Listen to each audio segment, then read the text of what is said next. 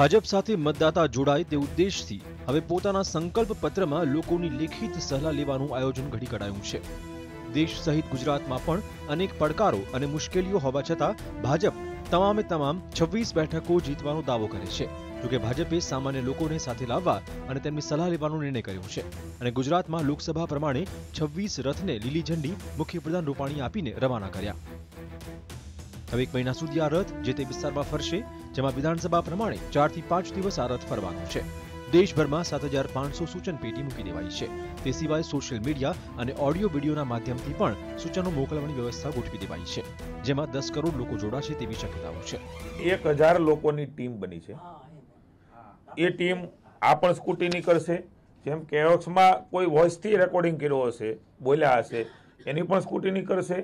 દેશમાં એક સંકલ્પ પત્ર સમિતિ એ પણ ભારતીય જનતા પાર્ટીની બની છે, એની બેઠકો થશે અને અંતે અમિતભાઈ શાહ સાથે, નરેન્દ્રભાઈ સાથે આખી સ્કૂટીની કરીને, દાખલા કે એકના એક સૂચન આવ્યા હોય તો એ સ્વાભાવિક છે નીકળી જાય, એક જ પ્રકારના તો એ પ્રકારની સ્કૂટીની કરી અને એના આધાર ઉપર ચર્ચા વિચારણા કરીને સંકલ્પ પત્રો અમારું જાહેર થશે। આ વખતે ગુજરાતમાં 26 લોકસભા બેઠકો જીતી શકાશે કે કેમ તે મુદ્દે ભાજપ પોતે જ આશંકામાં છે। પરિણામે કોંગ્રેસના હોદ્દેદારોને તોડવા અને ધારાસભ્યોને ભાજપમાં ભેળવવાની કવાયત પણ દેખાઈ રહી છે।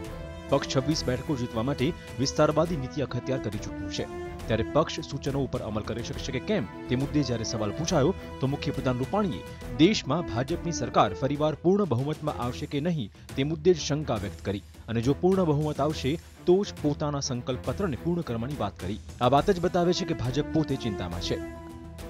देखिए अलायंस की राजनीति में वही होता है, एक नया फिर कॉमन पॉइंट्स होता है, मिनिमम प्रोग्राम होता है, मतलब वो उसके बाद की बात है। अगर Bharatiya Janata party clear majority के साथ फिर से सत्ता पर आएगी तो हमारा ये संकल्प रहेगा।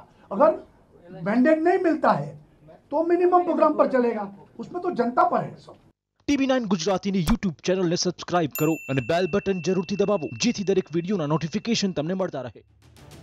જનતા પાસે સલાહ લેવાનો કાર્યક્રમ 2017ના ગુજરાત વિધાનસભામાં પણ ભાજપે કર્યો હતો, ત્યારે તેમાં ખેડૂતના દેવા માફી જેવા મુદ્દાઓ મુકાયા હતા। તે સિવાય યુવાધનને રોજગારી આપવાની વાત પણ હતી, પણ તે તમામ વાતોને ગુજરાત ભાજપે પોતાના સંકલ્પ પત્રમાં સામેલ ન કરી અને ગત વખતની જેમ જ આ વખતે ભાજપની મુશ્કેલી સમાન એવા રામ મંદિરના મુદ્દાને પણ જનતા પર છોડી દીધો છે।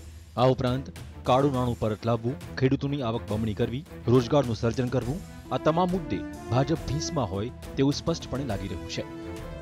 પાર્ટીને એ વાતનો ડર પણ છે કે જો બહુમતી નહીં આવે તો નિશ્ચિત છે કે બાકી એલાયન્સ દળો સાથે કોમન મિનિમમ પ્રોગ્રામ ઉપર જ કામ કરવું પડશે।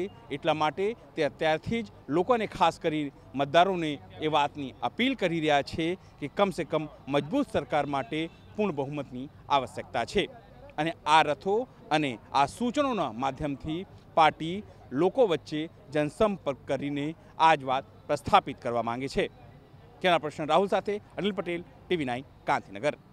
TV9 ગુજરાતીની YouTube ચેનલને સબસ્ક્રાઇબ કરો અને બેલ બટન જરૂરથી દબાવો, જેથી દરેક વિડીયોના નોટિફિકેશન તમને મળતા રહે।